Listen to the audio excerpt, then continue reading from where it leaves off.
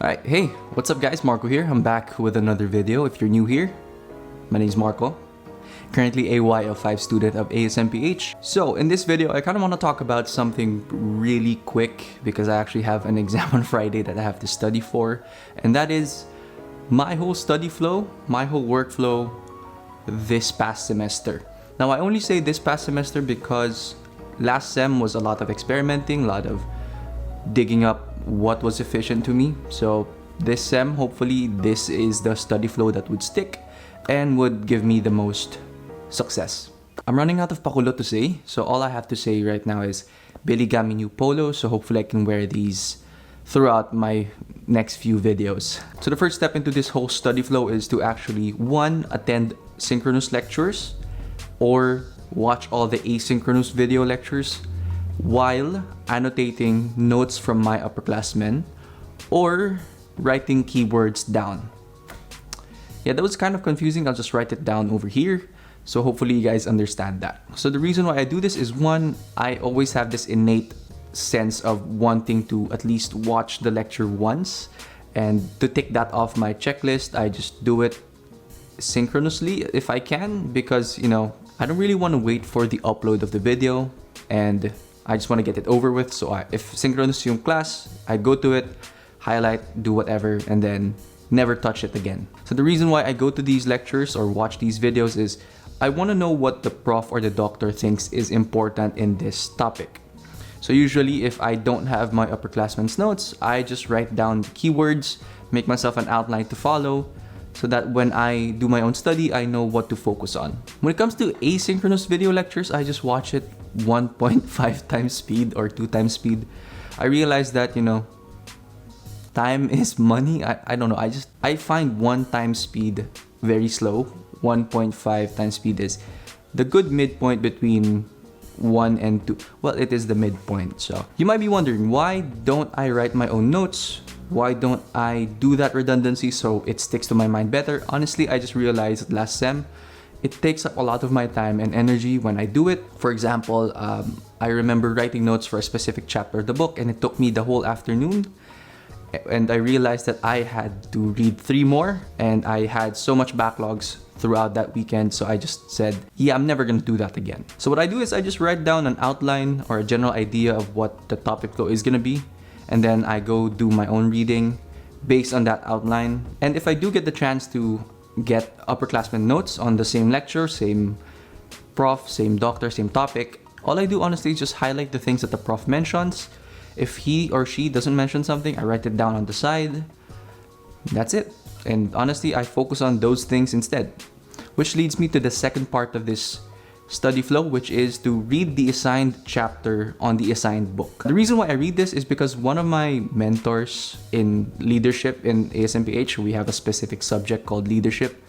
I don't know if I can say his name, but he says that he reads the book more. I guess it explains the concept more in a full way, and I guess that's where the prof gets the concepts or the topic from anyway, so it's better to read it. Since he's my mentor and he's kind of someone I want to be like in the future, I do it. And what he says is kind of true. The book does explain it much fuller than an upperclassman's notes. I try to read the book as much as I can, especially if there is an assigned chapter, which makes my life easier.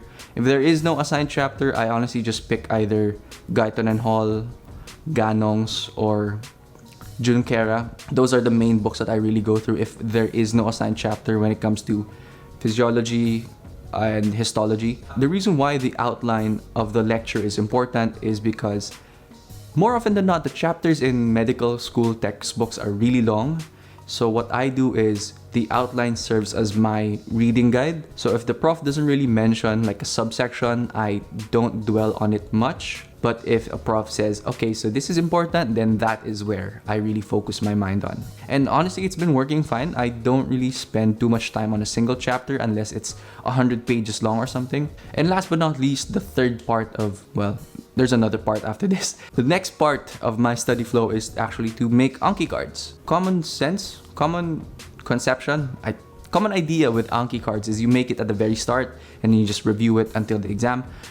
I found that in my experience last sem, it was actually very counterproductive because I end up making cards for everything. Usually when I make cards at the very start of a topic, I realize that I make cards out of everything that I don't understand or everything that I don't get. And the reason why that becomes counterproductive is at the start of the topic, I don't get a lot of things. So the reason why I put it at the back of reading the book, at the back of listening to the lecture, is because some concepts and ideas only need one time to read. So for example, what's something I remember? I remember that, I guess, the acetabulum is made of the ilium, ischium, and pubis. So those are like things that I just need to read once and I don't need a flashcard to remind me. So if I made an Anki card before everything else, for sure that's gonna be an Anki card. But because I listened to the lectures, read through the book, it already stuck to my mind and I don't really need a flashcard to remind me. Do note, however, that I still make a lot of cards. I average about 100 to 120 per lecture. And I'll speak more about it later, but yeah, that's the average card number I have per lecture.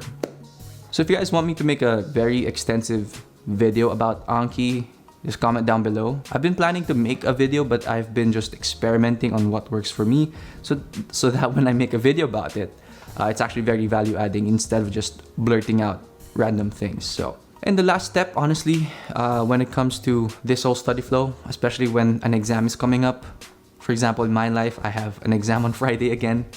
The last step is just to review the cards. That is actually just what I do for reviews. I try not to go back to the books anymore. Try not to go back to the notes that the upperclassmen gave me, because that is already the test that I view is important. So if I am able to answer all of the Anki cards already, I think I am fairly ready. If I don't think that I'm ready, I just go through the cards again. And that's it. That's pretty much my whole study flow, this whole medical school thing. So I guess to make this video a bit more reflective, I do have some points that I want to improve on in this whole study flow. And the first thing is I want to try reading ahead. Not really in-depth reading of the topics, but just a brief overview, just brief read of what will be talked about the next day. So for example, today we were supposed to be discussing the histology of skin, connective tissue, stuff like that. So I would have preferred that yesterday I've already read up on it, even just a little light read. But the reason why I never really do this is because after this whole study flow, I'm already tired, so I don't really have the time and energy to do so. But I will try to rework my days so that I do have the time and energy to do those. The second one is really more related to Anki cards, and that is to implement more spaced repetition.